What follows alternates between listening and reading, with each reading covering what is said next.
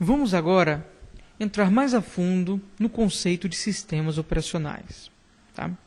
Bom, nós falamos no passado que o sistema operacional é uma máquina estendida. Por quê? Ela oculta detalhes do hardware através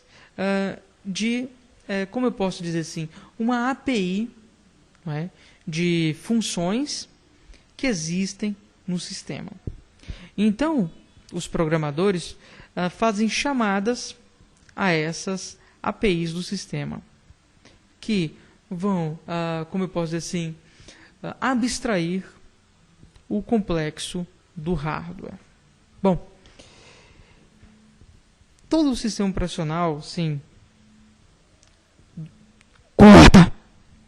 Os sistemas operacionais, em geral, vão ter um conceito chamado processo. Tá? Como eu disse, o programa que acessa essa API, dessa máquina estendida, ela é um programa, ela é um código. Quando o programa está em execução, eu tenho então um processo. Então, não é? O processo é basicamente um programa em execução. Associado com cada processo está seu espaço de endereçamento. Nós vimos agora há pouco em memória que um processo, um programa em execução, ele tinha um trecho de código, um trecho de dados e um trecho de pilha. Não é? Bom, essas informações elas estão na memória principal. Em muitos sistemas operacionais, todas as informações sobre cada processo que não sejam conteúdo estão armazenadas em uma tabela de processos.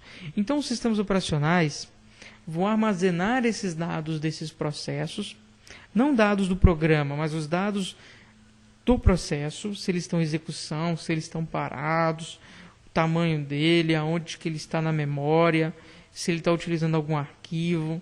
Essas informações sobre a execução são armazenadas em tabelas de processos. Tá ok? Uma coisa que é importante, processos podem criar processos.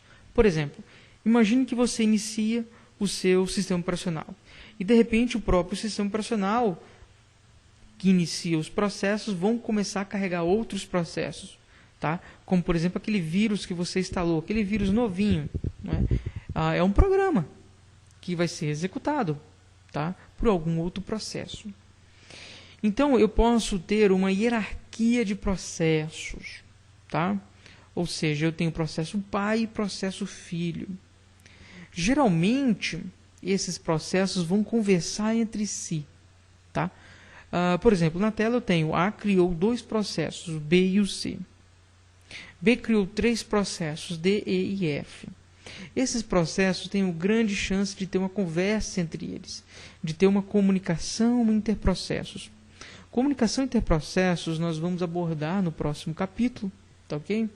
E nós vamos ver os problemas que nós temos então com isso. Olha só. Nós também vamos abordar no Tenable um conceito muito importante, chamado deadlock. Tá? Nessa apresentação, eu tenho aqui em A 4 ônibusinhos sendo dirigidos por 4 mulheres. Brincadeira, é sacanagem, hein? São homens, né? Barbeiros. Então, olha só, o que vai acontecer em B? Eles vão se colidir. Por quê? Eles estão disputando algo. O que eles estão disputando? O cruzamento. Então, muitas vezes, imagine que os ônibusinhos são os processos. E aquela região do cruzamento é, por exemplo, um arquivo. Eu posso ter uma coisa chamada deadlock. Quando 2 ou mais processos, eles vão disputar um recurso, acontece um deadlock. Pode acontecer, na verdade, né? Vai depender. Se eles forem acessar exatamente no mesmo momento para fazer uma escrita, eu vou ter um problema. Tá? Então, nós vamos ter, inclusive, o capítulo 3 só sobre deadlocks. Que magnífico.